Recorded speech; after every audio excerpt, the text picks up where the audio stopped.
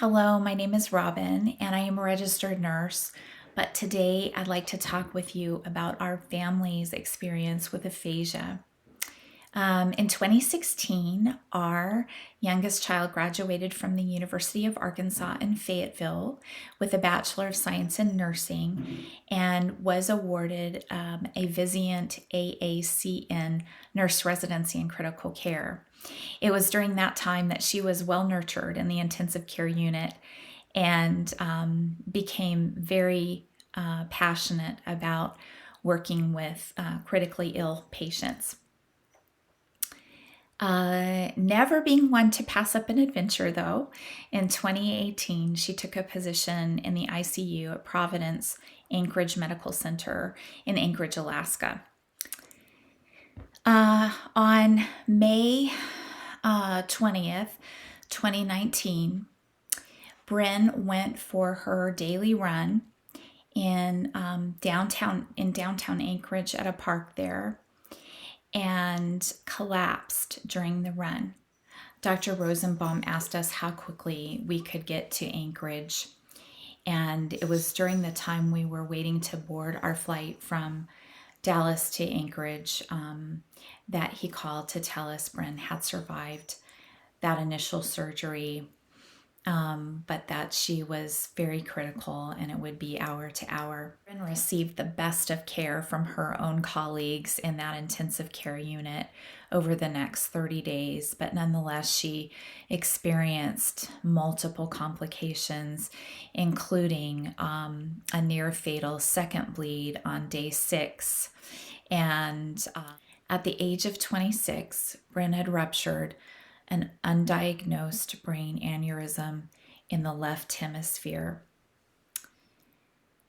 And in just a few seconds, her ability to speak, read, write, and sometimes understand all her language was taken from her. And this is a condition known as global aphasia.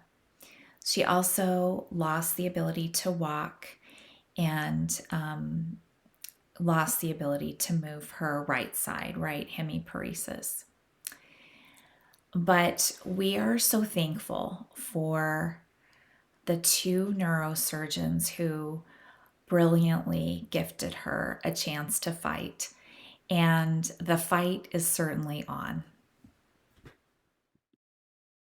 My name is Bryn. I have aphasia. I was a nurse and now I have aphasia and I knew before what aphasia, but you don't really understand until you have it. So I can show you some tips for aphasia. If you have a patient, you should have a pen and paper. Now, I wish that they had subtitles when you talk, but you can't do that. So if you can write and speak at the same time.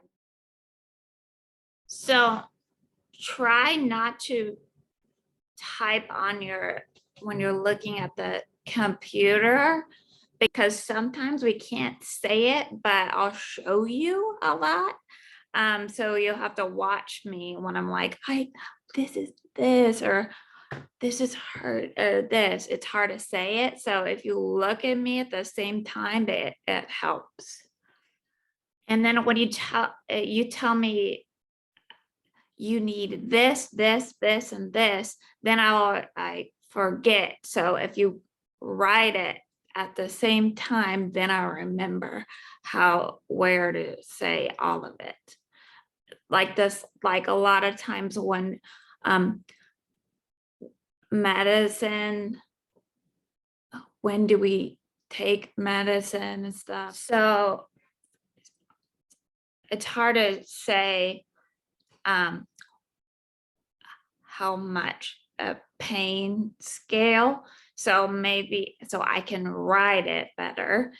And then if you're asking where, I can't say it, but if you can, I can look at you and you'll see what one I need. And then if you need help to right, left, up, down, that's hard because it all sounds, you see, it sounds the same.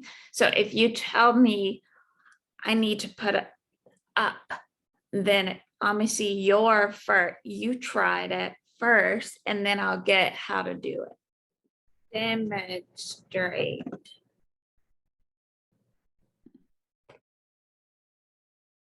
Now, if you say it and show me how to do it, then it would help me. Yes or no, and write it.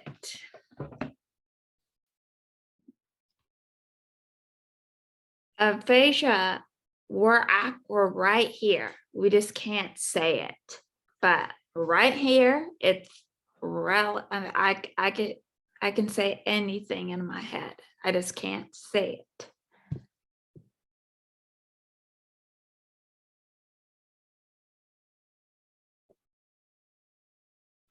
So as a speech language pathologist who has worked with individuals with aphasia for over 15 years, a common complaint that I hear from both my patients and their loved ones is the challenges that they've had navigating the healthcare system very early on, feeling like they were discharged without really having any support or access to resources, not really knowing how to navigate this crazy journey that they've found themselves on.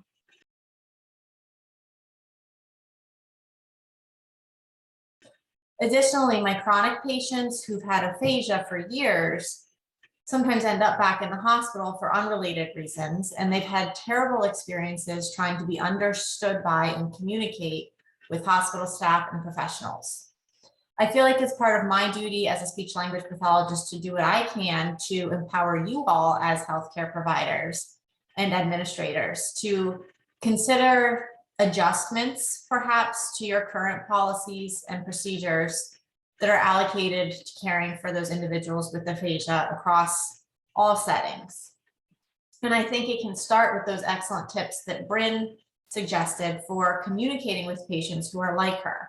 It goes way beyond having difficulties with talking.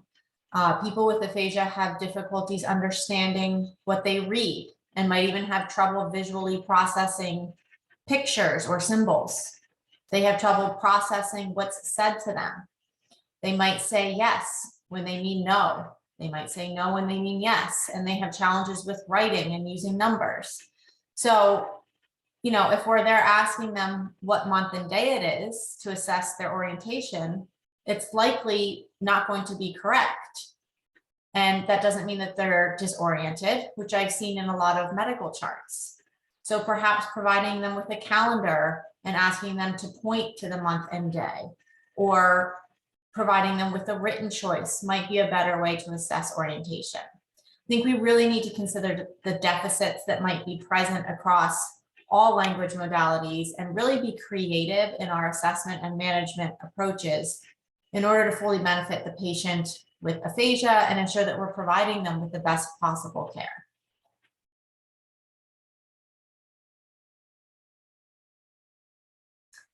I also think our patients and families need to be prepared for what life looks like after they leave the hospital. And again, I think that falls on us as healthcare professionals to assist them in this process. We can help to make sure that they're set up with appropriate supports in place, whether it be, you know, referrals to other professionals or connections to local support groups, options for ongoing rehabilitative support and therapy options for when insurance runs out, and so on. It's really crucial to involve caregivers and loved ones from the very beginning, as they're left with just as heavy a burden as the individual who is now living with aphasia. They too are living with aphasia, and their roles have completely shifted. They've taken on many more responsibilities, and if we can help to assist them in navigating the crazy healthcare system, taking one thing off their very full plates, I think it can be really valuable to their quality of life and the success of the recovery of the individual with aphasia.